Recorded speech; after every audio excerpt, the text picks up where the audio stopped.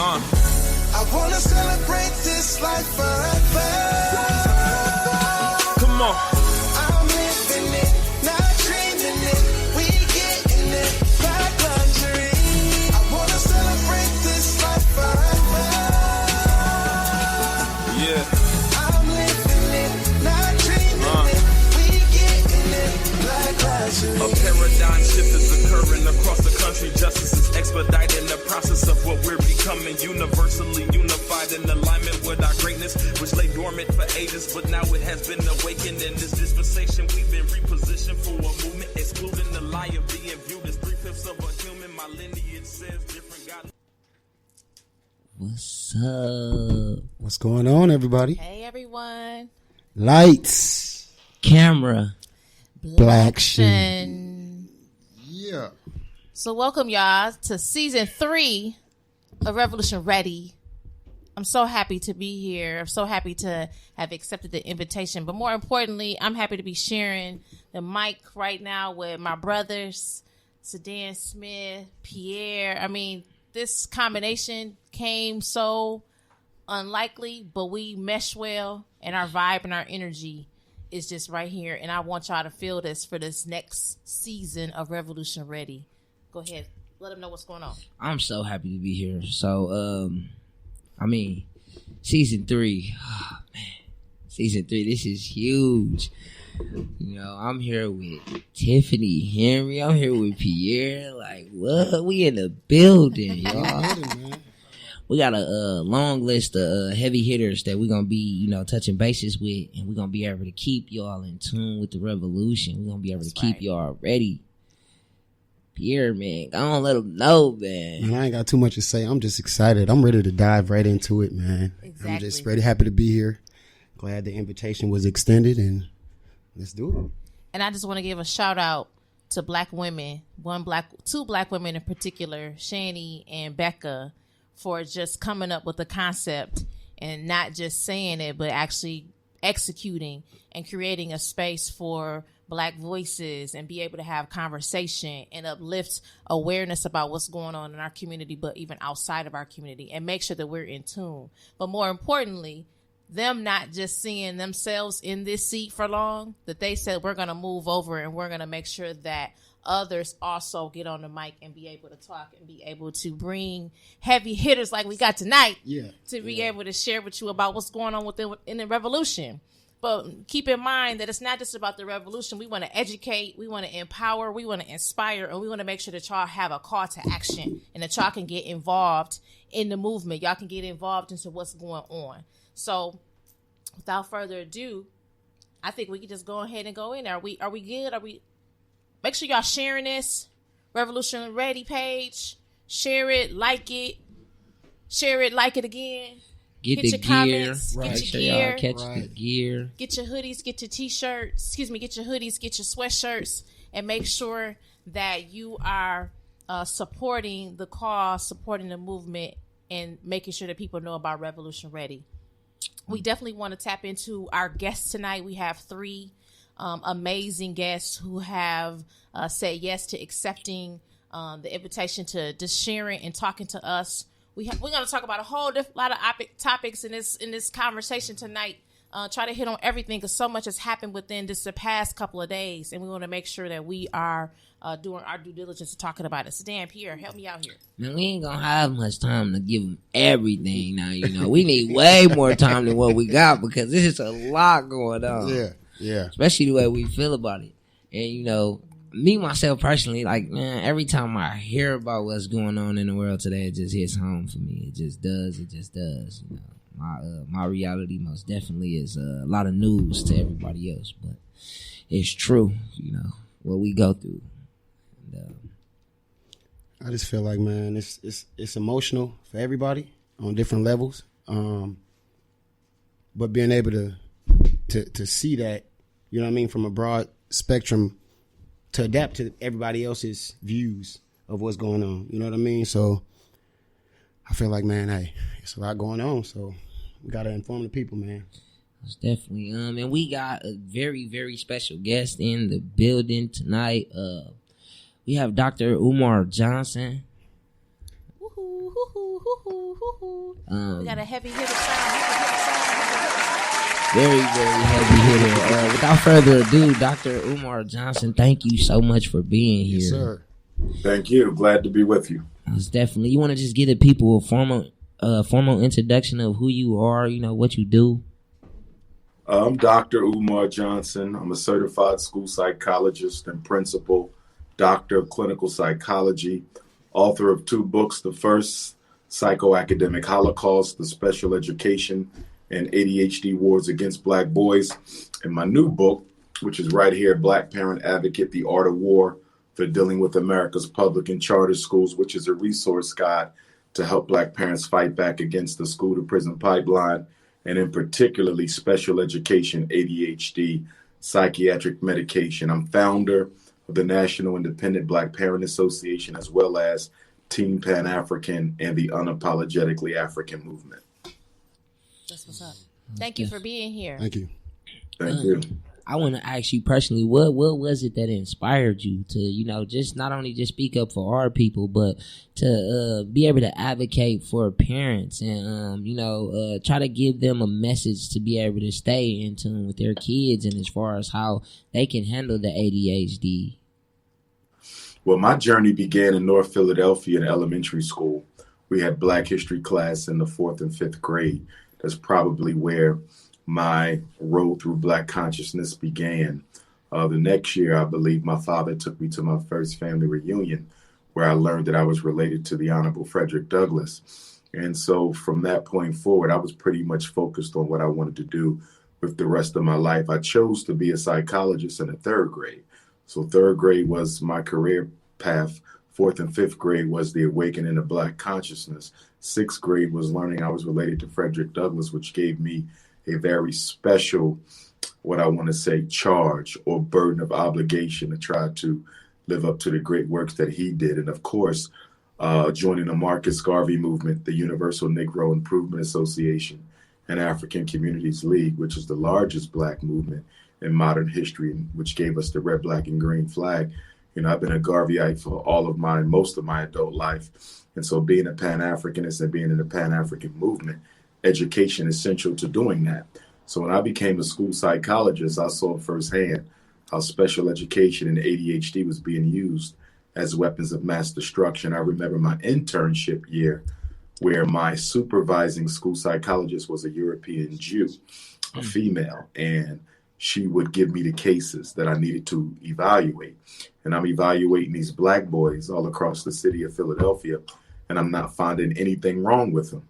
And then that's when I realized that special education was more of a trap than it was some sort of a help. And I start seeing how so many of those boys was being referred out for ADHD, so forth and so on. And going through my doctoral program, seeing how so many Black boys were being diagnosed as ADHD who were simply normal. Mm-hmm. The school simply wasn't providing for them. That's where my passion really came from, because it's hard to sit by and watch something like that happen to children. Most definitely, I can understand that. Yeah. And I got a quick question for you, Dr. Umar. I know you mentioned, you said the 3rd grade. Yes, that's when I decided that I wanted to be a psychologist. So what could you just put me in your mindset as a 3rd grader that led you to say, this is what I wanted to do? Yes, I didn't have an older brother. I'm the oldest of 5 boys. I didn't have an older brother. So I said, when I grow up, I want to be the big brother that younger children can speak with. That's where that came from. Mm-hmm. I didn't know that decision to be a psychologist in the 3rd grade would actually marry the Black consciousness that I was introduced to in the 4th and the 5th grade. But it actually did when I came out of undergrad, and then subsequent to that came out of grad school in the Garvey movement in Philadelphia. It was so interesting because at those meetings of the UNIA ACL in Philadelphia, the elders would often ask me to stand up and talk about what was happening in the schools and what was a school psychologist, because most people had never heard of a school psychologist. Neither did I, because I was a straight A and B kid. So I've never had to go to the school psychologist for any type of learning problems. So it was through the Garvey movement, believe it or not, that the profession of school psychology married the liberation work of Pan-Africanism, in that given those talks about the miseducation of Black children at the Garvey meetings opened me up for people to start inviting me to go and speak. And so now the speaking career is born because folks are like, can you come and share that, at my church? Can you come and share that at Black History Month? Can you come and share that at the Kwanzaa event we're hosting? And so just by word of mouth, me being this school psychologist and then being this Garveyite, they just kind of married each other. And then they gave birth to my public speaking career, and a lot of people ask me, who is your publicist? I remember one time I ran into Dr. Runoko Rashidi, who's one of our foremost Africologists right now. He studied under some of the greatest minds that our people have produced. And I ran into him in Atlanta. This was probably 2012. And he asked me who was my publicist. And I said, I didn't have a publicist. So he said, how do you get all these speaking engagements? And I said, purely word of mouth. And that's how it's been. I've never had a publicist. And people find it interesting because, I get invited to speak more than any other scholar in the world of our race, around the world, as a matter of fact. And it's all about word of mouth. I've never had anybody represent me, go find speaking events. Everything is about word of mouth. And it all started with the Garvey movement. And it all started with being a school psychologist. So I was blessed in many respects because a lot of people's profession does not lend itself comfortably to the liberation struggle. So, for example, if you are a surgeon, you can talk about things that you see in surgery, but being a surgeon doesn't automatically lend itself to the liberation struggle. Whereas being a psychologist or an educator working with our children, you're on the front line of that school to prison pipeline. Yeah, that so makes sense. It automatically lends itself, to the liberation struggle. So it was a perfect marriage for me where I was able to take my profession on the road with my Garveyism and discuss them both, which is what I do. I talk about education and then I also talk about the political situation of our people. So I was very lucky in that regard to be relevant beyond just the conscious rhetoric that you see, to have a skill set that the people can actually benefit from. So even on that note, just in this tumultuous time that we're in, and how do you find space to be able to two things? One, be able to communicate what's happening about liberation and the need for the necessity for it, because a lot of people don't understand that concept. They just think that we've reached this pivotal point, we've got access to this. But just like, how do you communicate that effectively so people really grasp the idea around the fact that, liberation is a mindset, one, and then also talk to us to how you even have this conversation with youth, because I think right now it seems as if, youth may not understand that the time that we're in needs them. But it needs them to be whole, and it needs them to understand it and to be educated about it. So just kind of talk to us about those things. Well, I think it is our obligation to provide the youth with a political education. Right. Now, of course, there are varying perspectives on what that political education should be. Myself, coming from a revolutionary Pan-African nationalist perspective, I would not introduce our youth to a methodology of struggle that is not racially exclusive. Right. I believe that a lot of our youth are, to some degree, wasting their time because they're caught up in multicultural struggles that are not going to yield any tangible benefits for Black people. And that's exactly what the power structure wants them to do. Yeah. If you go back to the George Floyd protests that took place, I guess almost a year ago now, which were the most comprehensive Black protests since the 1967 Dr. King assassination protests. So you're looking at 52 years had went by before Black America had captured the attention of the global media in the way that it did. And we got almost nothing out of that. And there were three reasons for that. Number one, there was no identified leadership. Number two, it was not racially exclusive because we allowed whites and everybody else to infiltrate that march. It ended up being used to benefit every other so-called minority group.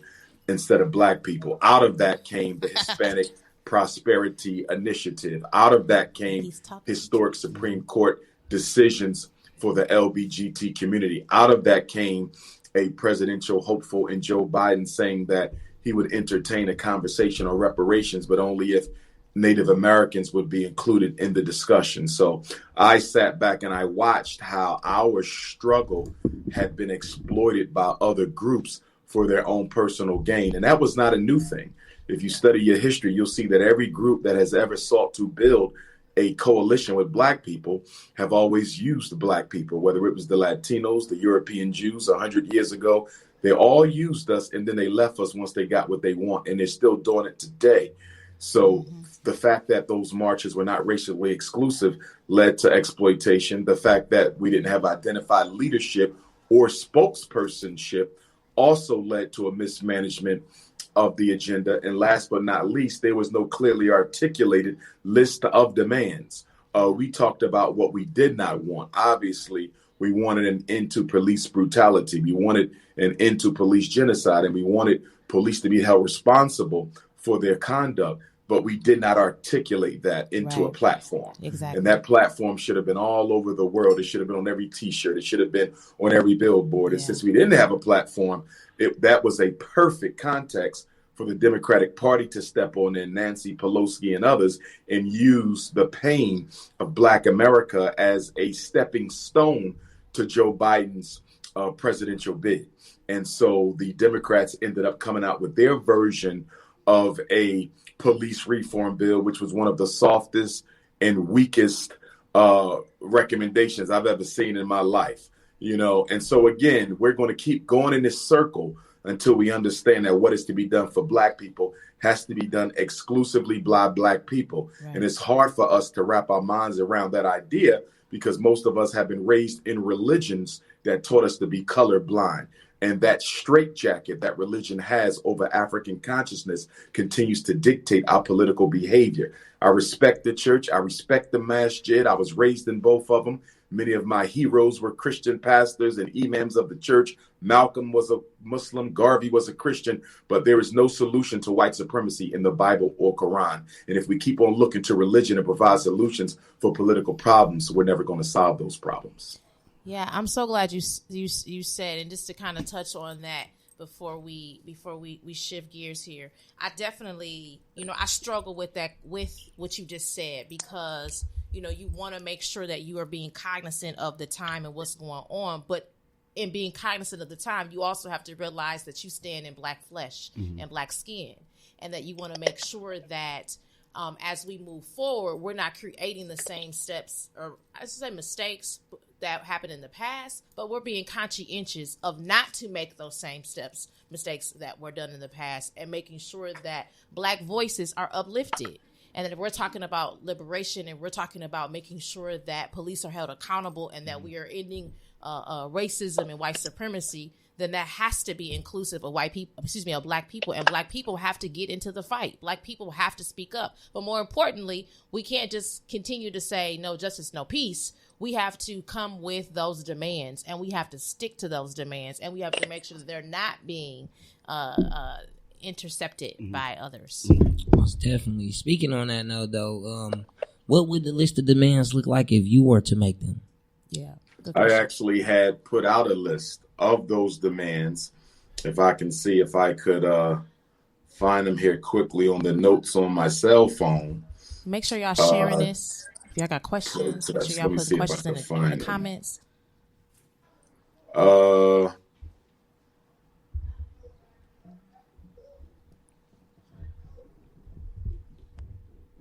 I have them on my phone somewhere, but I don't know what I saved them under.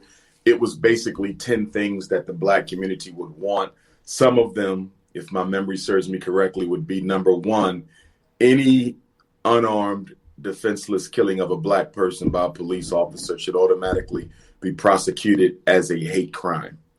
Also, the officers in the Black community should be reflective of the composition of the Black community. If that particular community is 40% Black, 40% of the officers should be Black.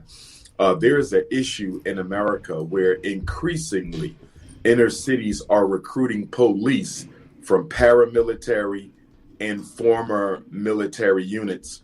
And many of these men are hired assassins who come back to America looking for work, and they end up becoming police. So their mindset and orientation is not one that is based on solving conflicts without violence.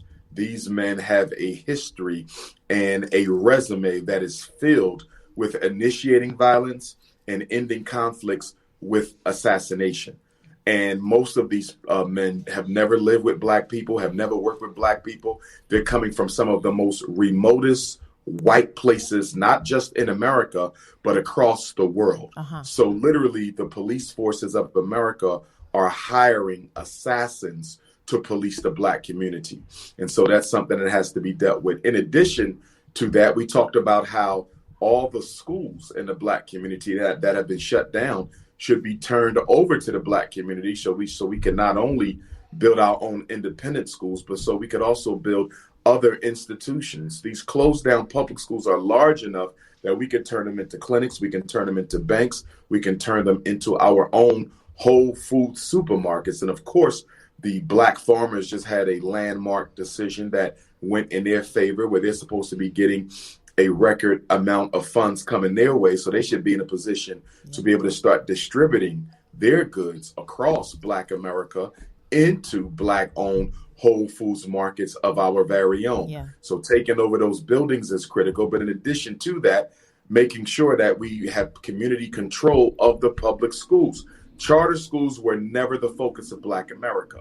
Community control of the existing public schools were the focus of Black America. But we lost sight of that once charter schools came about in the 1990s, and a lot of unscrupulous Black folks, eager to pay themselves a handsome ransom, accepted the charter school hustle in place of the community control of the public school movement. Because with a charter school, you can pay yourself $150,000 as the CEO, hire a principal to actually run the school, and you never have to do a day's worth of work, but yet you're making a handsome ransom. So a lot of greedy folk distracted us away from community control of the public schools to the charter school movement. But it was things like that, and there's many others that I put down there. I talked about grants, low interest loans to Black people. I talked about the return of trade schools into the inner city, which the removal of led directly to, along with the CIA's crack cocaine agenda, led to the mass incarceration of Black males between the 80s and the 90s. And so I looked at it comprehensively, what we should be using this moment to do in terms of galvanizing all the problems that we have, and not just limiting it to police brutality, but starting there and then growing out from there. But it never happened that way. Yeah. Man, that's deep. That is so deep. And everything you said is something that I really, really agree with. I think we all here, sitting here today, can agree with that. That's something that our community much so needs, and especially the taking back of our schools. I think that's the best way for us to liberate our people. If we start at the foot of our future, we start at where we, we'll have to rely on our kids to move us forward. If we start there, then I don't think there's no way that they can stop us.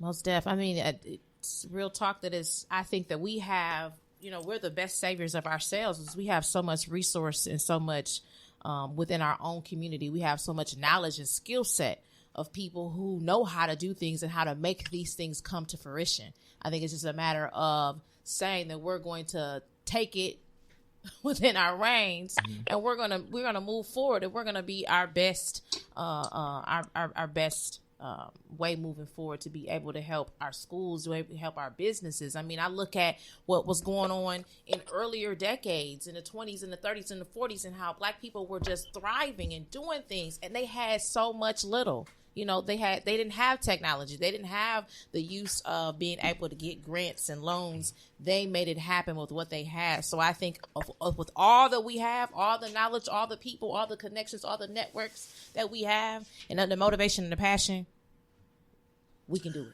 Yeah. I want to say this to your point, Queen. 3 things that we have to be conscious of. A lot of times when I interview, people always ask me, should we go back to segregation because we did better under segregation?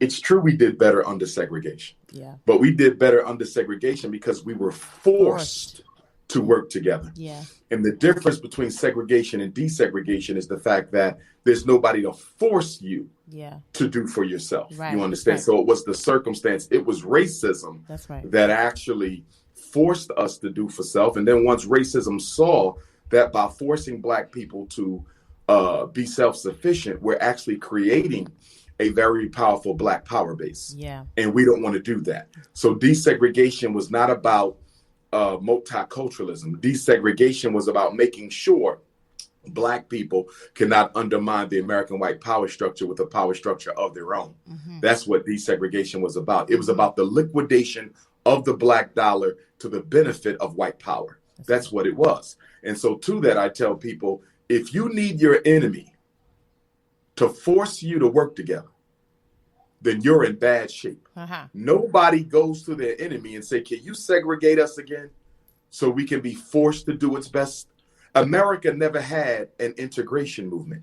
America only had a desegregation movement. That's right. America That's right. only removed the barriers to access. That's it. That's right. We were the ones who decided to give up our independent communities. We were the ones who decided to give up our independent schools, our independent hospitals. We had gas stations. We had oil companies. Right. We gave all that stuff up in Right. order to go and live with white folks. So that post-traumatic slavery disease, that Willie Lynch chip, was there all along. Wow. It simply did not have an opportunity to express itself. And the minute it was allowed to express itself, we went crazy. Yeah. You see the same thing with interracial marriage. Up until the Supreme Court struck down anti-miscegenation laws in 68 or 69, it was. This was right around the time of Dr. King's assassination. Up until then, Black men in states that did allow interracial marriage were not marrying a lot of white women. As soon as the Supreme Court said that it is no longer legal to prevent the Black man from marrying the white woman, the Black man has married the white woman more than the men of any other race put together. Now, to clarify, most Black men do not marry white women. That is a fact. But of the ones who do, they marry outside the race more as a percentage, as per capita, than all other men in America put together. And they will tell you that it's not due to self-hate. Well, go ahead. Go ahead, Pierre. I'm a little speechless. Right. I mean, because people ask that question all the time about, was it best for us to go through the civil rights movement? Was it best for us to, to integrate our schools and to integrate public spaces? And I question it all the time. And I used to get... It was necessary. And Yeah. the reason it was necessary is because of the psychological inferiority that separate but equal produced in our children. Right. It was a psychological damaging experience to have to tell your child, we have to go in through the back door instead of the front door. Yeah. You understand? So I appreciate the civil rights struggle, and I appreciate That's right. Dr. King and what they did. Dr. King did not tell Black people to give up their independent institutions. He did not do that. All he said was, we are fighting for the right to use that supermarket if we want to. We're fighting for the right to sleep in that hotel if we want to. Right. He never intended for Black folks to give up their own infrastructure in order to integrate into white America. That is not Dr. King's fault. That is our fault. Dr. King was long gone and dead when Black folks decided to give up everything we had and trying to join white folks. We cannot blame him for that. We did it then, and we're still doing it now. Dr. King been dead for 53 years. So what is our excuse now? Facts. Most definitely facts. Well, Dr. Johnson, we thank you so much. Stick around, because I'm sure there's going to be questions, comments. If you were able to, we want to make sure that you were able to connect with the people, not just us as the host. But we appreciate you taking this wonderful time out of your day, out of your schedule, just to teach us, just to give us some knowledge for things that we may not know of, but also encouraging us and motivating us to think beyond the now.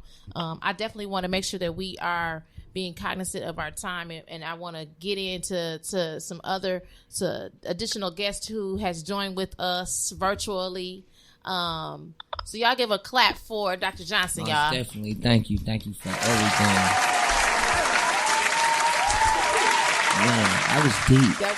That was deep. That was liberating right there. Like, usually I'm not speechless, but I am. Yeah. I was just thirsty for more knowledge. I'm like, okay, keep going. What else have we done wrong? Yeah, there's definitely a lot of more topics we could have jumped into, but yeah. The nerve of us. No, I'm just kidding. I mean, he took it there, and that's what the point is. The point is for us not to just have these soft conversations but for us to have courageous conversations to talk about the things that we usually don't speak about out loud. We may talk about it behind closed doors with our family and close friends because you're not gonna get no pushback. Yeah. But let's get that raw and uncut. You need to have them challenging conversations and get people thinking about stuff and thinking about what you're doing and thinking about your movement and thinking about how we should move with purpose. And knowledge is the greatest power, and that can never be taken away from you, not from the enemy, not from anybody. He most definitely summed it up, though. Like, I mean, anywhere where you can see flaw in our system, he just pointed it out. Us as a people, he just pointed it out. Exactly. So definitely wanted to make sure that we get into our legislation and talk with a sister who I know, who I'm proud to just share the stage with, and to see how she moves and to see her working in our state Senate, our state capitol, and making sure that she is building awareness, but building policy that is going to be helpful and beneficial for Milwaukee and for Black people. And so, State Senator LaTanya Johnson. Hi, beautiful. Hi, how are you guys? Sorry, I'm late. I had a problem signing in, but I'm here. That's no problem at all. Good to be here and nothing else. But definitely glad that you accepted the invitation to come on the first episode of Revolution Ready. Invited you to come and talk about things that what you've been doing legislatively in Madison, how I'm sure they're pulling out your hair every single day, whether it is virtually or in person. I know you have double duty tonight. The governor is hosting budget listening sessions this evening, and want to make sure that you be able to attend and be a listening ear to that. But wanted to bring you on just so you could talk about, again, this space is reserved for building up and talking about issues that people need to know about, and especially the things that you are doing in Madison. But more importantly, there is a significant bill. We've been talking about this term, qualified immunity. And the four of us, the three of us, all of us, Mexico just banned it too. New Mexico just banned it. City of New York did this, follow suit, or did it prior to New Mexico. And so we see this wave, this shift, and the federal government has a piece of this inside the George Floyd Justice and Policing Act. But you have teamed up with your assembly colleague, Jonathan Brostoff, to have legislation that speaks to this very issue. And so I wanted you to come on tonight and just, tell us a little bit about who you are, the district that you represent, and then talk about the bill and anything else that you deem relevant. So welcome. Thank you. I'm Senator LaTanya Johnson. I represent the 6th Senate District, which is located on Milwaukee's north and northwest sides. I also have half of downtown. I represent roughly 160,000 constituents. I'm also on one of the most powerful committees in the entire state, which is the Joint Finance Committee. And Tiffany mentioned that earlier. Right now, this is our hot time. We are going around the state having listening sessions regarding the governor's budget. The governor's budget is a $91 billion document. And so naturally, people all over the state have something to say because they want to see things that they're interested in the budget. I have to say that I feel like Governor Evers did a really good job of listening to the people and trying to put bits and pieces in the budget that would help, our community as well as the rest of the state. So earlier today, I was on the floor in Madison. We were told that it was going to be a late day, probably be there until 5. We got out a little bit early at around 3:30, and I immediately hopped in the car and came back to Milwaukee. So to be here in Milwaukee around this time, especially now with joint finance going on, is really good for me, because normally I'm getting home after it's dark, long after it's dark, and then have to be back super early the next morning. Mm-hmm. So yeah, I think you hit on a really big thing. I always talk about when we talk about budgets, that they are the moral compass of a city, of a state, of a country, and it says to what the city prioritizes, what they deem as a priority. And so when I look at what the governor has presented, and obviously this is part of the concept of being able to get public input, and people being able to have dialogue prior to you all as legislators being able to dive deep into that. But I think about, how are we delegating funds and resources to our communities?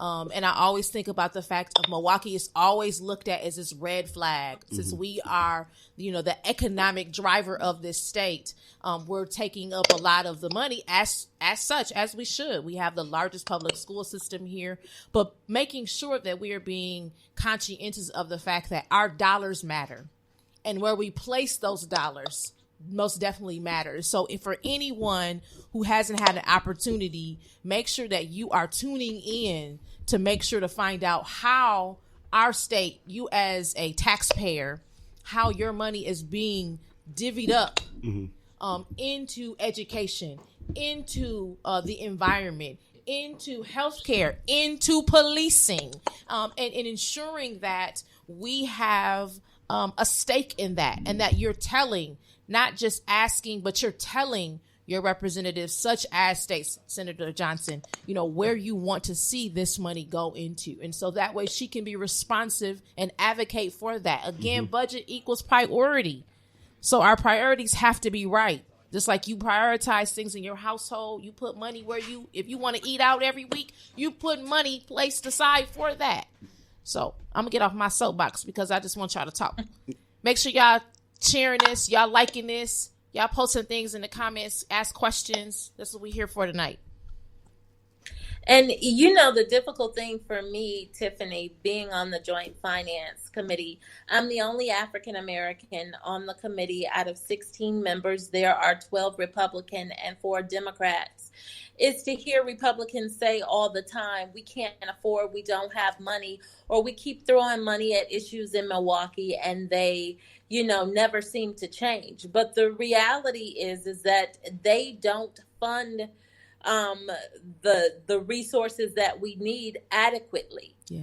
And in Madison, the Republicans have such a disdain for the federal government, especially now that Biden's in, that they constantly leave money on the table that could help with infant mortality, that could help with incarceration, juvenile justice, and all the things that we care about.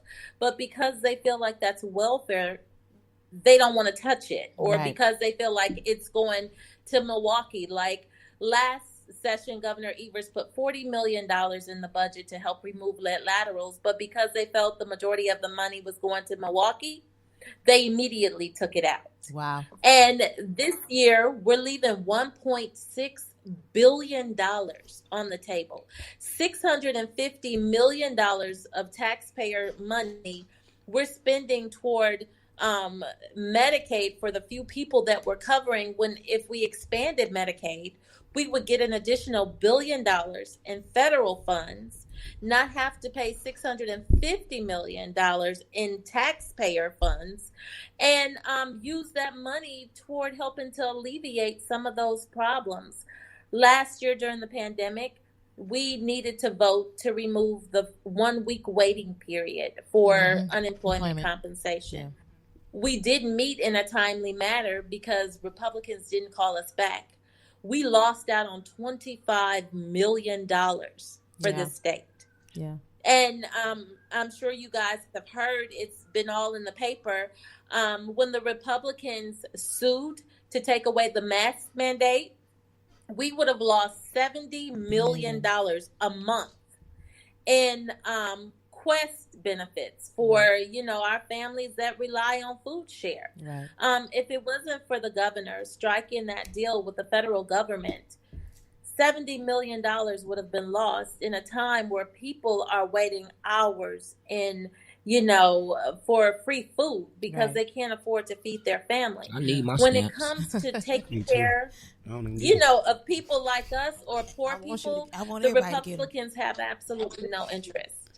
Yeah, I think it's not even shocking anymore to when we see these headlines and we see these things, especially in the middle of a pandemic, or that we're trying to get over the hump of a pandemic.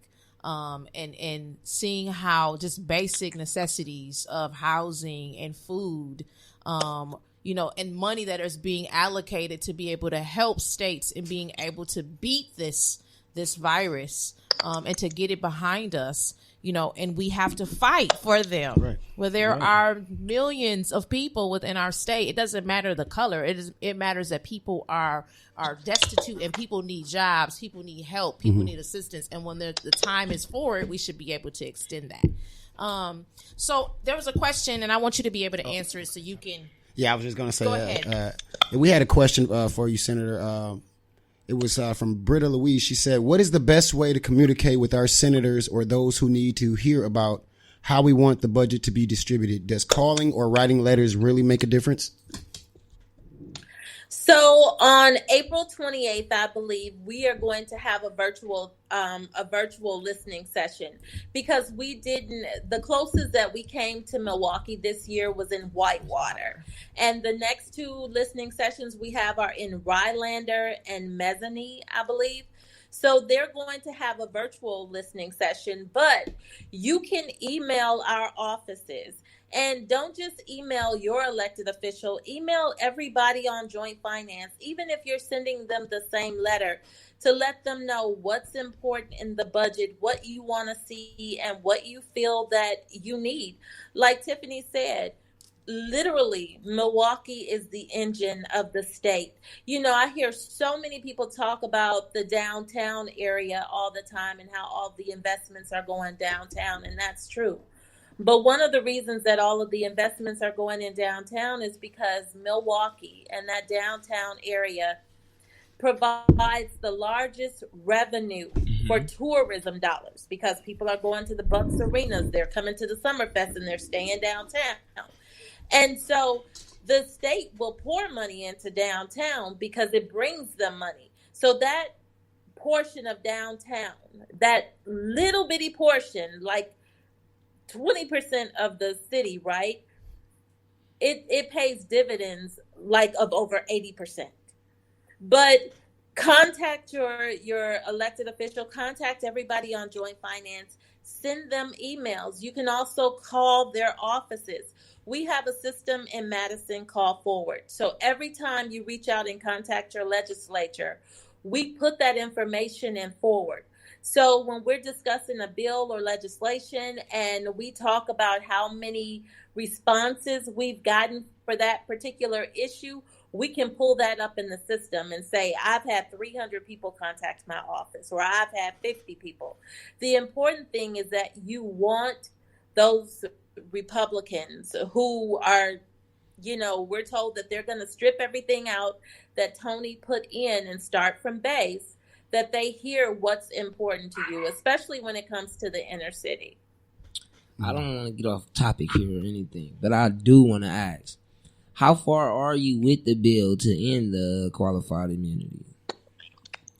And I would say, So- talk a little bit about it. What's inside of it and how it came to fruition, and most definitely where is it going?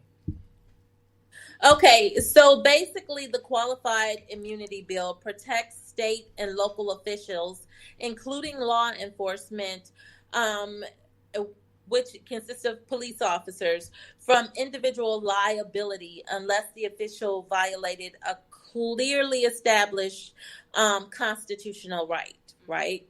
The problem with that is that basically qualified immunity has now led to the point that in today's day and time, unless you can find a prior case with almost the exact same rights violated or occurred, and it was found unconstitutional, you can't prove that the law was clearly established, which prevents a lot of people from being able to bring civil suits Right. for qualified immunity. Right.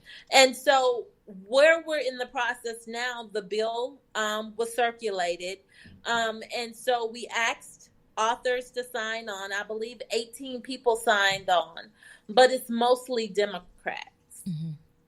So in order for the bill to get a hearing, to be able to get to the floor, to be voted on in both the House and in the Senate, we have to rely on Republicans.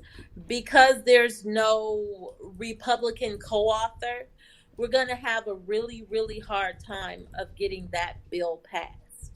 But, you know, this bill came about because of the time and dedication that Jonathan Brustoff put into the movement, and him wanting to do something to protect the community from basically rogue police officers.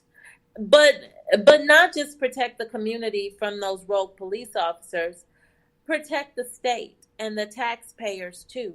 Right. Because right now with qualified immunity, the taxpayers pay for, you know, the riots, the rebuilding of the communities.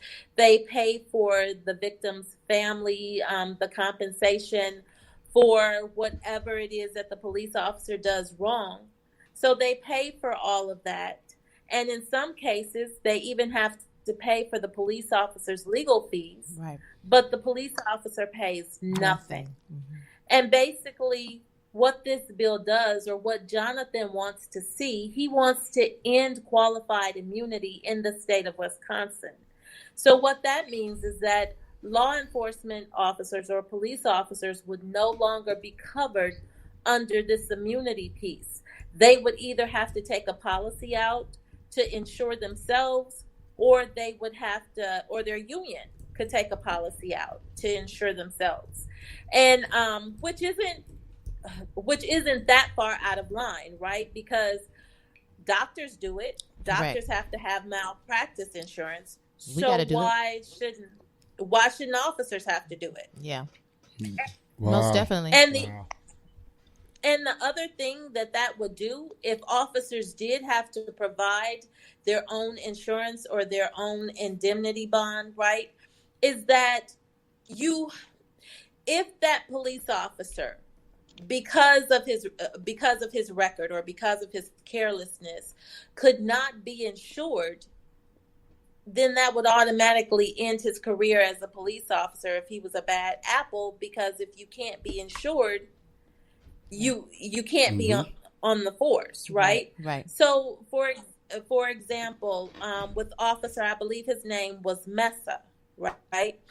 So 3 killings, whether they were ruled justified or not, within a 5-year period, right? If he had to provide his own insurance bond, or if the union had to pay for his bond, after that first incident, his insurance would have went up, right? Right. Second incident, it would have skyrocketed. Third incident, he probably would have been dropped, right, or no longer to find insurance. Right. And that in itself would have ended his career, rather than him being able to go somewhere else and pose not only a big threat to the community, but a greater threat to the community that will have to make that next payout for his next victim. Definitely. I mean, even just us as citizens, we have to drive a car. You have to have car insurance. And the more claims you file, the more tickets you have against your name, your license, you know, the insurance is either going to go up, or at some point in time, they're going to drop you. And so I think, to your point, I want to ask the question, because I think it may be helpful for those who are listening and tuning in to know, you know, what can they do to help support in getting this bill further along, and making sure there's awareness around it. Tell us the bill name and number, but also, you know, getting the push behind it, because I think this is not think I know. This is definitely. Yeah. I'm gonna take that out my vocabulary. I know it's a necessity. Yeah. Because once there's accountability and when they see there's a price tag behind it, then that will give more. My bad, Tiff. I had to hit the clap button on that. My bad. That will give more for officers or anybody to say, you know what, I gotta clean up my act because I ain't gonna keep dishing this out. Yeah. I'm not gonna put my job at risk. None of us wants to put our job at risk. So I don't think there should be any separation or exceptions to police officers at all. That if you cause physical harm, if you cause fatal harm, not once, not twice, but 3 times, but 1 time is enough. You got to be held accountable for that. That's definitely. And our citizens shouldn't be held accountable to pay their taxpayers should not be footing your legal bills. Taxpayers should not be responsible for footing anything else, and you get off scot-free civilly and criminally. And you could possibly resign afterwards. And sue. Yeah. And you have to look at it too. Okay, so let's look at it from Milwaukee perspective, right? Right. So Milwaukee has about 1,800 police officers that are sworn police officers, right? So the budget for public safety in Milwaukee is about $400, I believe, $5 million. But our entire tax levy for every single building that we collect taxes for is $291 million. So police and fire are half of our entire budget for the city of Milwaukee. That's about $1.6 billion. And we're talking about fire and police, $405 million. And even though we're paying that much in benefits, I think next year it's expected to go up an additional 20. I think it's about $23 million. Yeah. Because of the benefits that these police officers get. When you look at starting salary plus their health benefits and all of that, you're looking at officers, their benefit package being around $117,000 for one person. And so that's a lot of money. It is. But when these officers violate a citizen's right and the city is sued, right? The city doesn't just have that money laying around just to pay out lawsuits. They have to bond for that money, which means they have to borrow. Yeah. And so not only are we paying out these $1 million settlements, to pay Paul. We're paying out these $1 million settlements with interest. Right. And so that's extremely, extremely disturbing. But the unions for the police have gotten just so strong. Right. So, for example, I think it's called duty disability.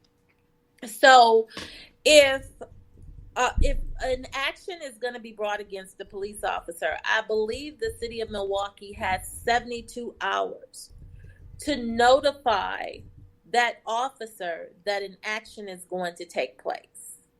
So they have to notify them 72 hours before the action takes place, according to their union guidelines. So if you gonna tell me today that I'm finna be fired on Friday, guess what? I'm gonna go out on FMLA. I mean, I'm gonna do a whole, and that's what the police officers do. That's enough time for them to sign up for duty disability, which then allows them to be paid, even, pending the investigations. At one point, we had signed into law that was not allowable, that it was illegal. But that was one of the first things that the Republicans changed. So the police benefits with the unions and the way that their contracts are negotiated are not only a problem here in Milwaukee, they're a problem all over the state. Because even if you lay off police officers, even if you don't hire any additional police officers, those pensions are going to continue to grow. And the state has to fully fund those pensions, and so does the city of Milwaukee. So if those pension levels continue to rise, the city is going to continue to have to find that money to pay them. And right now, the police budget is more than our entire tax levy. So it's getting to a point where the city isn't going to have the money to do it. And it's really beyond that point, because right now we're spending 50% on fire and police, 4% on health. And it's no wonder that, the health of so many of our residents here in Milwaukee is so bad, because when you can only dedicate 4% of your budget to health, 7% to community, I mean, those are where your priorities should be. But right now it's fire and police, and not even so much as fire. I think out of the 50% of that budget, fire is only 17%, and we keep closing fire stations, which add additional response time. So that's the issue. So before we let you go, because this is most definitely a lot of information to take in, and it's most definitely needed. Before we let you go, what are some of the ways that the people in the community can help not only just push these bills forward, but just be active, where they're needed, so that we don't have to go through this alone? Letters, emails, phone calls. When bills come up on the floor that we're having hearings for, actually having bodies, people turn up, is huge. I can't say enough about that.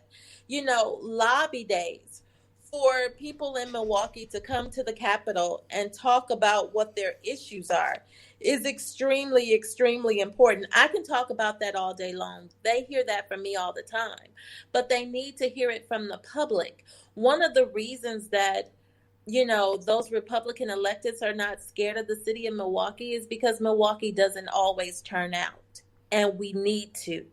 If Milwaukee turned out the way that they needed to, you wouldn't see, the issues or the rhetoric about Milwaukee, because there's no statewide election that you can win without winning the city of Milwaukee. There's no presidential election that you can win without the city of Milwaukee. That's right. So all of that is really, really important. There's another bill that's important too. So the qualified immunity bill, that bill number is SB 295, which is Senate Bill 295 and Assembly Bill 186. They're like sister companions. But there's another bill that you guys should be aware of, and it was introduced last week, Thursday, by the Attorney General. And basically what this bill, this Senate bill, the number is 2915/1. It's a LRB number. I don't believe it's been given the Senate bill number yet. So it's Senate LRB 2915/1 and Assembly LRB 2121. Now, basically what this bill does is, in several U.S. states around this country, like Arizona, California, Florida, just to name a few, attorney generals may bring civil actions in the name of the state where they have cause to believe that civil rights have been violated. Now, this is important. Right now, there's no entity that can bring civil rights litigation in the state of Wisconsin, so people have to bring these lawsuits themselves. They have to hire their own lawyers. They have to basically foot the bill. So basically what this bill does, it will give the Attorney General the right to bring a lawsuit regarding civil rights in the name of the state involving housing, employment, education, public accommodations, which definitely the issues with the police would definitely fall into this category. And that would allow the Attorney General to do investigations. Yeah. And to also impose civil fines when they find issues that have, So let me see if I can explain this. So, for example, if the Milwaukee Police Department was found to continuously be involved in lawsuits, like we know they have been, over $40 million, the Attorney General could come in and investigate the police department, do their own investigation, gather their own detailed information, bring that lawsuit on behalf of the state of Wisconsin for the individual who has had their civil rights violated.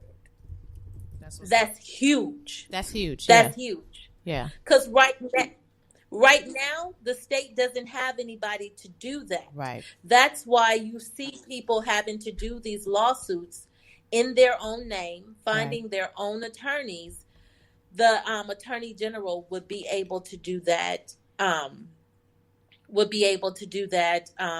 In the state's name. We need that. Yeah, we need that. I'm definitely glad that you brought that up, because I was like, bring that in here, because we need to let the people know so they can know to uplift that. So if you don't know already, for those who are listening in, our state Attorney General's name is Josh Call. And so we need to make sure that he has more power to be able to protect things just of this nature. So we need to make sure that we are making some noise about this particular bill that State Senator LaTanya Johnson spoke about, along with the qualified immunity bill that she also spoke to as well. It's good for us to know the right people in place, and so that way we can communicate our needs, our wants, and our concerns and get them met. If we're not talking about them, these bills will just go by the wayside. If we're not talking about it, money will just float away, and we'll never see it. And I think that's what they want us to do. They want us to not see and not know and not speak up about what's going on. But I always say, right now, it's 2021. It's a new day. Yeah, it's a new year. So we're not letting money float away. We're not letting issues move to the wayside. We speaking up and we speaking out about them. So I definitely want to just thank you, Senator Johnson, for just taking some time out of your day, out of your schedule, to be able to just to teach us and give us knowledge and to let us know about what is going on. And I thank you for the work that you're doing. It's not easy work being in the public light, being a public official. You have to take everything that comes with it. Look at you have a guest that wants to join the podcast too. But thanking you for just for doing. They hear voices and they come running. They know I'm on Zoom. For joining in the fight. Thank you and just coming. lifting that bill. So we're gonna definitely support. We're gonna do what we need to do on this end to support the bills that you have, and especially on this issue that we're talking about, a qualified immunity, because people need to know it's time to end it in Wisconsin. It's time to end it in Milwaukee. It's time to end it across this country. So thank y'all. Give her a clap, y'all. That was definitely share thank this. you so much. Share this, like it. Man, I mean, we just keep going from great to greater. Right. And y'all, I think y'all about to get a little. It's about to get explosive in here, because I love this young lady. Oh yeah, it's time to talk about this qualified immunity. It's time to really turn up and really talk about the issue at hand, because it's good when you're able to have people who sit behind the walls of the Capitol to be able to push this agenda. Mm-hmm. But it's even better to have faces of people who know how it's impacted their life, and to be able to give true testimony, and to be able to speak and just bring the real impact of what's been facing our community, but what has been facing right here at home. So I want y'all, I say everything about respect Black women, protect Black women, because that's a real thing for me. Definitely. Because you ain't gonna never see this black face, and I ain't gonna never tell you to respect it and learn and speak up and defend and love. Most importantly, love on Black women. Love us. But I want y'all to give a real big applause for this young woman who I just met we all just met this last year. Yeah. While it's unfortunate, the cause that brought us together, I am glad and I'm blessed for having the opportunity to meet her and to see her development and to see how she's just taking courage and speaking up on behalf of her family, on behalf of herself, but on behalf of all of us who will never know what this feeling feels like. My brother Sedan, he knows. So my heart always continues to be extended to him and his family on behalf of Seville Smith, Seville gang in the building. And he just celebrated his heavenly birthday when he would have turned 28 on this past weekend. But being able to have family and being able to have people that can really speak to this. And so I want y'all to welcome, because not only is she, this not what she is, y'all. She's a woman. She's educated. She wants to be a lawyer. She, you know what, part-time, she got a lawyer. She got her hustle on, y'all. You know, she can really spit, you know. I ain't want to call her out because, you know, we could go bar for bar right now. No, I'm just playing. In another lifetime, I'm going to spit real quick. But I want y'all to show some love and clap it up for Talivia Cole.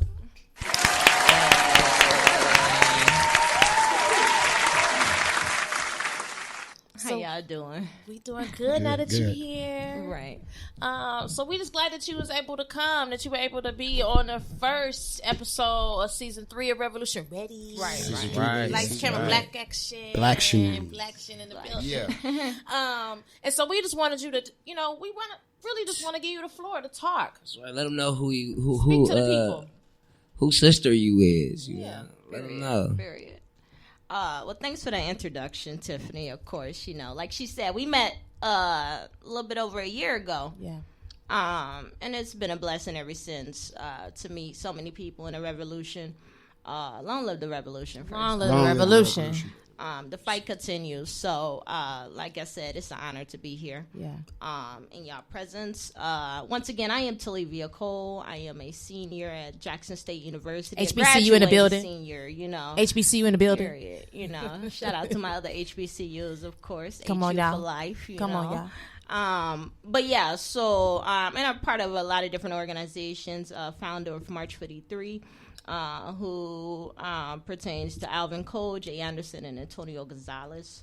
And like I said, blessed to be here. I am the sister of Alvin Cole, who was shot and killed by Joseph Mensah February 2nd, 2020. And that's where it all started, pretty much. Yeah. You know? So tell us, you know, we were introduced to Alvin because of what unfortunately happened to him. But tell us who Alvin was, because I think it's good to humanize, and so that way we know the character and the persona of Alvin. Right. Alvin was a kid, first off. You know, he was our baby. He was not just like our immediate family baby. He was like the baby of the family, you know. Growing up, he was this little chubby kid, eat a lot, and listen to old school music. Like, how you know that, Sean? Right. Yeah. Like, I got old school parents, you know. He loved family. He stayed around family. Like, if we didn't know where he were, like, he was at a cousin house, you know. And it was a cousin we haven't even met before, but we were cousins, you know. Like, hold on, boy. How you know that? You know, so, and he was just intelligent, you know, like, he would score the highest at his school. You know, he was in 10th grade, about to graduate. Yeah. Yeah. Like with senior credits, you know. Wow. So like, it's just an honor to have spent as much time as I did with him, you know, teaching him, and just to see the person, the young man he became along the way. You know, of course, everybody had their days and their flaws, but like he learned from it, you know. Yeah. And it's crazy because before his death, it was like that was like the most crucial time when he was just like elevating, right? You know, like in school, about to graduate, like everything was going so good. Yeah. And boom, right? You know, so like I said, Alvin was a lovable kid. You know, he was a rapper himself. You know, so you know, best believe we had our little sessions. I was big sis, so I'm like, you got to do it like this. You know what I mean? Yeah. So, but I'm like, he cold. I ain't gonna lie, you know. But you know, so it was always a teachable moment. Yeah. You know, when we were together. That's what's up. That's what's up. And I think it's important for people to hear that because we always get paint. We hear the painted narrative of all the bad stuff they want to portray about a person. Right. You know what I mean? We never take the time to really just celebrate a person for really who they really were. You know what I mean? Like you said, everybody has flaws, everybody has downfalls, but that doesn't make them who they are. You know what I mean? That you don't stay there at that place. You know what I mean? Right. Yeah. Right. And I strongly believe in, you know, without struggle there is no progress. Yeah. You know, and we struggled. You know, we continue to struggle, but the progress is coming. Exactly. And it has been coming, and it has been here, you know. So embrace the struggle. Embrace it. Yeah, you know, you bring up the point, and that's why I brought it up about wanting to humanize who Alvin was, because, you know, even right now we're in the midst of, you know, the murder trial of George Floyd. And just a few days earlier this week, you know, another young black man, 20 years old, is taken from us. Young. And the immediate response from people to Dante Wright and to even George Floyd, obviously, who was much older, but they both black, so they both get the same treatment as far as wanting to make them out to be as savages and wanting to put their past on display. Everybody got a past. Everybody got one. Nobody is in here perfect or an exemption from things, trials and tribulations of life. But we all deserve life. And we all deserve the respect of life. And we all deserve the respect even in death. Yeah. And so I want to encourage people to not allow the enemy to take away the joy and humanity of people, and especially those who tragically lost their lives to police negligence, to police violence, to police brutality, and making sure that George Floyd, that we don't think of him as whatever he had going on as an addict or anything like that. That's all don't even matter. We don't even think about the fact of Dante Wright having a warrant. We don't care. Right. We care about they them didn't know. and their life. They didn't know that before they killed them. Didn't know that. That wasn't the initial stop. That wasn't the reason. That was most definitely not that. Counterfeit $20 bill, air freshener, unexpired tag. But those things resulted in death. And never would you imagine that's a pack of Skittles. A pack of Skittles for wearing a hoodie. Yeah. You're not signaling a turn. You know what I'm saying? For sleeping in a car. Leaving your front door open. Hands in the air. I'm sleeping in my house. Breonna Taylor. Sleeping on a bench. Eating ice cream on the couch. Sleeping in a car. Playing in the You know, playground. I'm paying my own black business. Like just in general. Opening your front door to your house. Being in the backyard at your grandma's house. So I want y'all to realize that it is mad real out here. And we speak a lot collectively about black excellence and black being beautiful and black being powerful. It is. Despite any of that. It is. Right. So, you know, talk to us about where we are now, Talivia, when we talk about the case for your brother. Justice for D3. Justice like what for you D3. mean Yeah. when you What when does you that say mean? that? So those of you who know, like, we didn't find out who killed Alvin Cole until like June, you know, yet I remind you, he was killed in February, you know, so we were still trying to seek all information, like what happened, you know, why did it happen, you know, and who killed him. So we spent that time just trying to find more information. And it wasn't until we added our lawyers, Kimberly Motley and Deja Vishny, to our case, and they let us know who killed him, and that he killed two others before him. And it wasn't until that moment I'm like, I gotta take the streets. You know, if I can come out here for George Floyd, if I can come out here for any other person, I can come out here for my brother. And because I've done this before, I had to like let my family know that this is what we got to do. We can't just sit here and be sad and do nothing. You know, that's not how we gonna get justice. Yeah. You know, so I attend Jackson State, like I said, and we go by The I Love. So it was 3, and that's how it became The 3.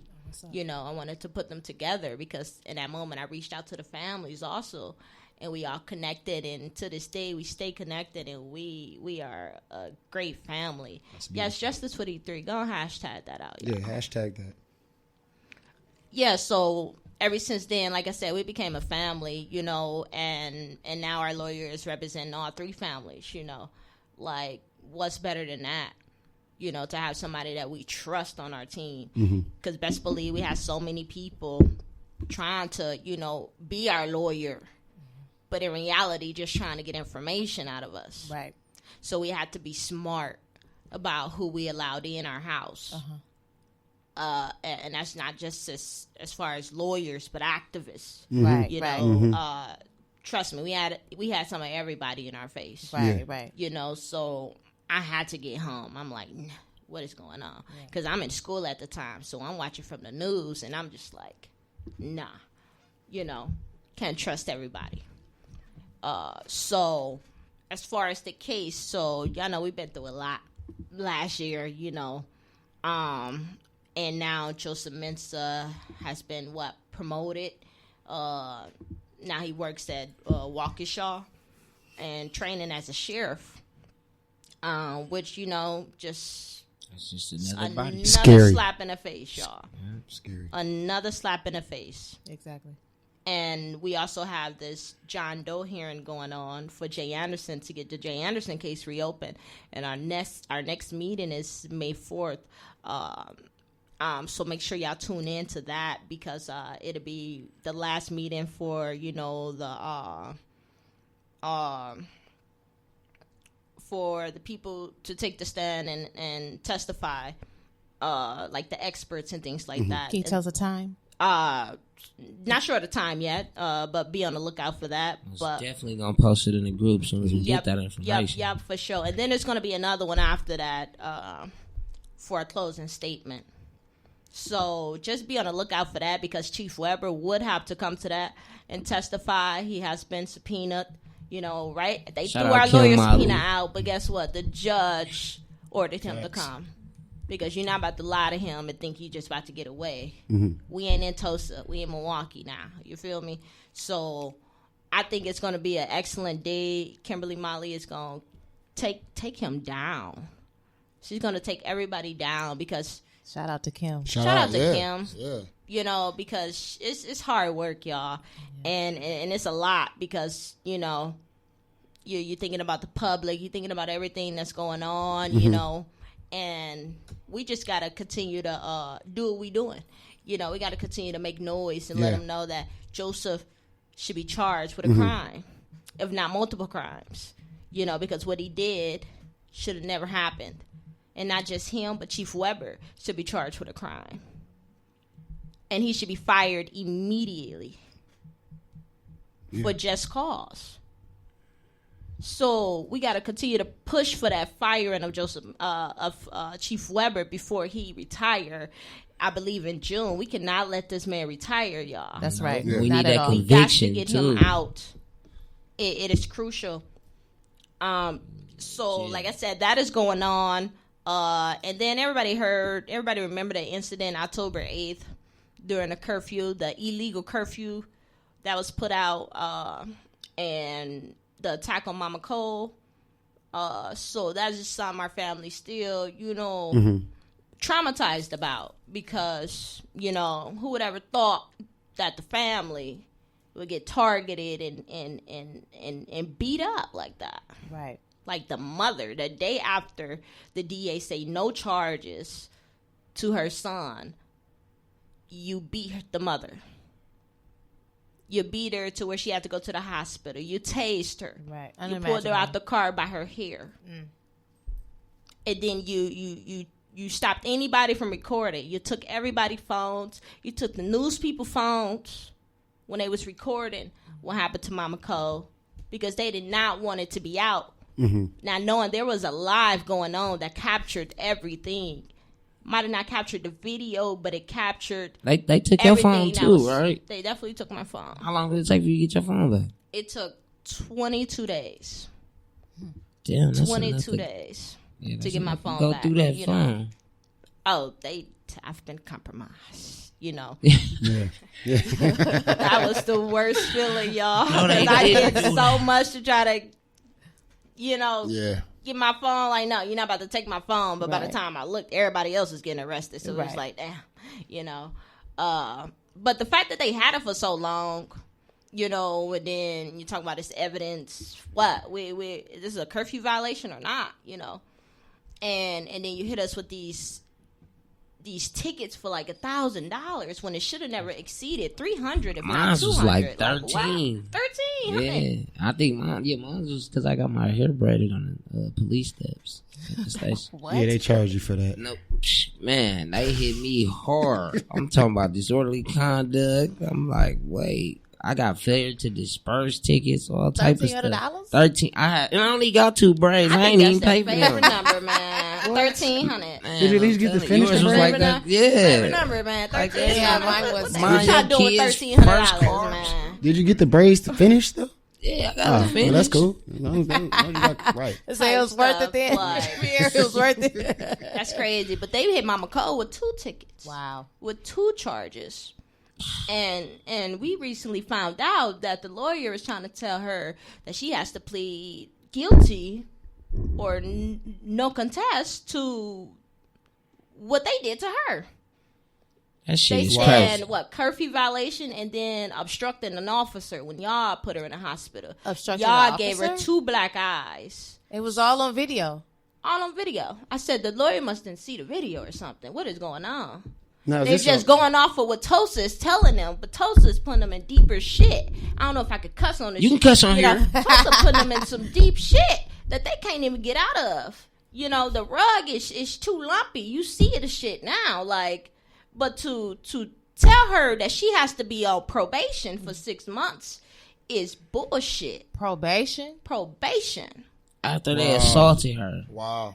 After they assaulted her, they assaulted Who her else child. got off And then they of killed her probation child. that They was killed there? her child and also dismissed the charges against the officer and then assaulted her. And she gets a And charge. now she gets probation. Man, Probation. So that is the latest thing that's really been bothering me. In reality, we know our lawyer gonna fight it, but it's still what is they trying to do? Yeah. I know they trying to silence us, but how far is this gonna go? Right. haven't you already done enough? It should have stopped at Alvin Cole. It should have never started. Right. I mean, but after that, it most definitely should have been enough. It should have been enough. Enough has most definitely been enough for me. I'm Enough so has serious. been enough. You said it. It's like they hit you with everything they can to make you give up. To try to make you stop the fight. To make you just, you know what? I don't got the money to be paying for these lawyer fees, court, all that. I'm just going, you know what? It is what it is. Because so many of us are conditioned to just say it is what it is. Exactly. You know what I mean? hit it. They need to change that until enough is enough and start to do something about it. Yeah. So, yeah, speaking on doing stuff about it, aren't you going to school for law, right? Yep. Okay. What's up? That's So, Yeah, so what you definitely, plan on doing definitely, about it? Let them know. I'm in the midst of, applying to law schools and things like that. So I have a lot of people just vouching for me and everything because what's it's like up. a debate of if I want to stay here and do law, know, or go elsewhere. So we need you because we might need you to be the Right. DA. I don't know if I want to be a DA. I ain't gonna lie to you. I mean, you get to You know, I charge know people that officers can with probably, crimes I'd of, rather that they've defend my actually people, committed. man, and take A them DA down on if our I got side. to, So, but definitely, we need people to take that position, So if you interested, please let the people know ahead of time so we can vouch for you. So when the time comes, guess what? You got all the votes. You got you. Like, we here for y'all. That's right. That's right. We got supporters too. They want to know, you got a graduation date? Yes, I do. It's actually May 8th. We still getting details, of course, you know. Yeah, we getting it cracking. What's up? So, yeah, May 8th. We getting it cracking, y'all. That's what's up. That's what's up. May 8th. May 8th. We getting it cracking. Ville Gang and TPR gonna most definitely come out for your graduation. Appreciate it. We love it. We love you. Is there anything else you want us to just touch on? Any dates? Any things you want us to just let the people know how they about? can follow you, stay in tune with D3. Definitely go and follow me on and the Justice for Facebook. Right now, like I said, since I've been compromised, everything has been taken down, you know, so I'm just in the process of getting a lot of things back up and building it back up, you know. So just like go follow my Facebook, Talivia Cole, Instagram, Cole Tokyo, Cole.Tokyo.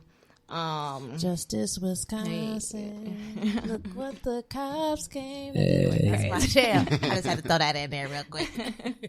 For real, y'all. So, and I got this page that's going to be posted this week for March 43. So you can also go like that page, go follow it. We're going to be posting a lot of information in that page. A lot of upcoming things coming up that I'm excited that we have a date to really talk about everything or whatever. But like, we have this huge march coming up that we definitely going to be reaching out to a lot of people to get involved in.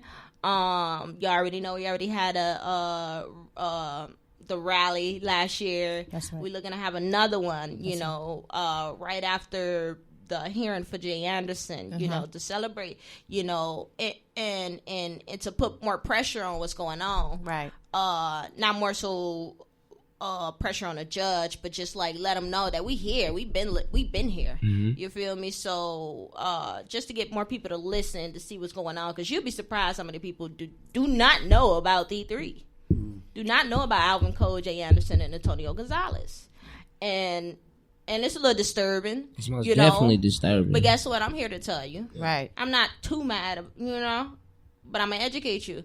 You know, so. Like I said, if you know somebody that don't know the story, go and give them a little quick, you know, or summary of the story. Go let them know where to follow. Go follow TPR. Go follow Revolution Ready.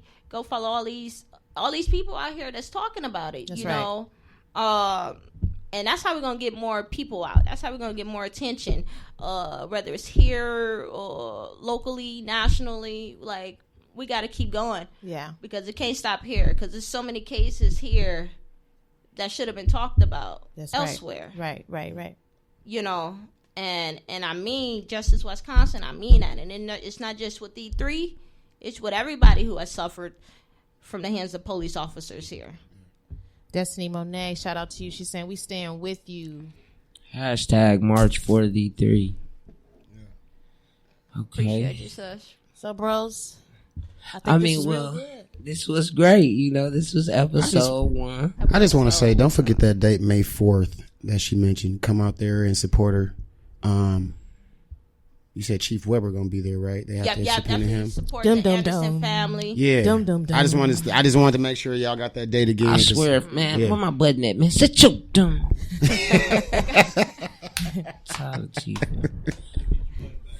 All right. Well, I mean, I want to thank you, Sylvia. We would like to thank you. We were honored to have you here. Most definitely, you know, man, the very first episode of Revolution Ready, season 3. Season 3. We just killed it, y'all. We kicked it off with some heavy hitters. Like, who are our upcoming guests gonna be in? Because this a hard line to follow right here. They gotta stay tuned. Can't spill the tea. Y'all just gonna have to check it out every Wednesday, 5:00. And go get your gear. Get your gear. Yeah. You know what I'm saying? If you haven't, you know, bought your gear, you can get it from Revolution Ready page, Revolution Ready LLC. Make sure you follow us.